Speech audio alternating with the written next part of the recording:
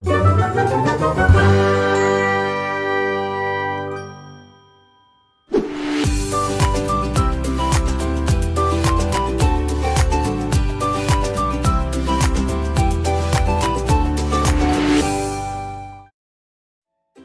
Sobat Arsip, kali ini kita berjumpa lagi dalam tayangan tentang tata kelola kearsipan.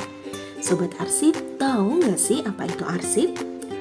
Sesuai Undang-Undang Nomor 43 Tahun 2009 tentang kearsipan, arsip adalah rekaman kegiatan atau peristiwa dalam berbagai bentuk dan media, sesuai dengan perkembangan teknologi informasi dan komunikasi yang dibuat dan diterima oleh lembaga negara, pemerintah daerah, lembaga pendidikan, perusahaan, organisasi politik, organisasi kemasyarakatan, dan perseorangan dalam pelaksanaan kehidupan bermasyarakat, berbangsa, dan bernegara.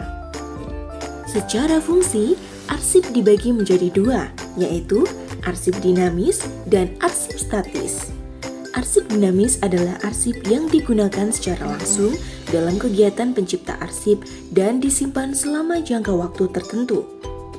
Sedangkan arsip statis adalah arsip yang dihasilkan oleh pencipta arsip karena memiliki nilai guna kesejarahan, telah habis masa retensinya atau masa simpannya, dan berketerangan dipermanenkan yang telah diverifikasi baik langsung maupun tidak langsung oleh lembaga kearsipan.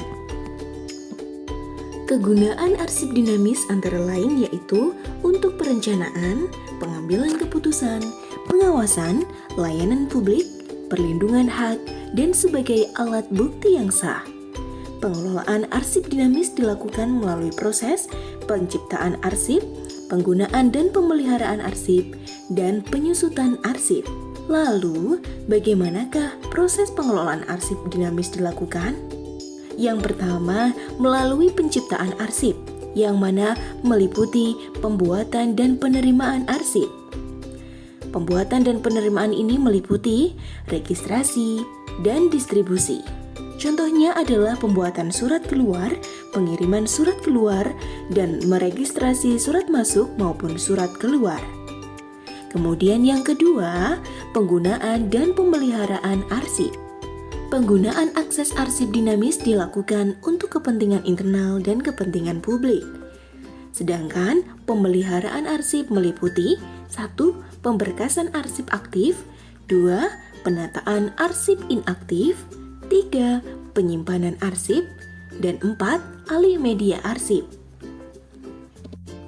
Pada saat pemberkasan arsip aktif, hal-hal yang harus dilakukan adalah menyediakan sarana penyimpanan pada central file atau filing cabinet pada unit pengolah, dan melakukan proses pemberkasan arsip meliputi memilah arsip sesuai kode klasifikasi atau pokok masalah, memasukkan arsip ke dalam map gantung yang ada di dalam filing cabinet, dan yang terakhir, pembuatan daftar isi berkas. Seiring berjalannya waktu arsip aktif harus ditata untuk memilah arsip yang sudah inaktif. Arsip inaktif ini kemudian dilakukan penataan dan penyimpanan di pusat arsip atau record center oleh unit kearsipan. Hal-hal yang harus dilakukan pada saat penataan dan penyimpanan arsip inaktif meliputi memilih arsip untuk memisahkan antara arsip dan yang bukan arsip, mendeskripsikan arsip sesuai isi informasinya, membungkus arsip dengan kertas casing, manuver kartu deskripsi dan fisik arsipnya, memasukkan ke dalam box arsip, dan labeling, menyerahkan arsip yang sudah diolah kepada petugas depo arsip. Petugas depo arsip menyimpannya ke dalam rak arsip. Sementara, alih media arsip dilakukan dengan cara pengolahan arsip dari bentuk kertas ke bentuk digital. Proses pengelolaan arsip dinamis yang ketiga adalah penyusutan arsip. Ini adalah kegiatan pengurangan arsip dengan cara pemindahan arsip inaktif dari unit pengolah ke unit kearsipan, pemusnahan arsip yang tidak memiliki nilai guna, dan penyerahan arsip statis kepada lembaga kearsipan.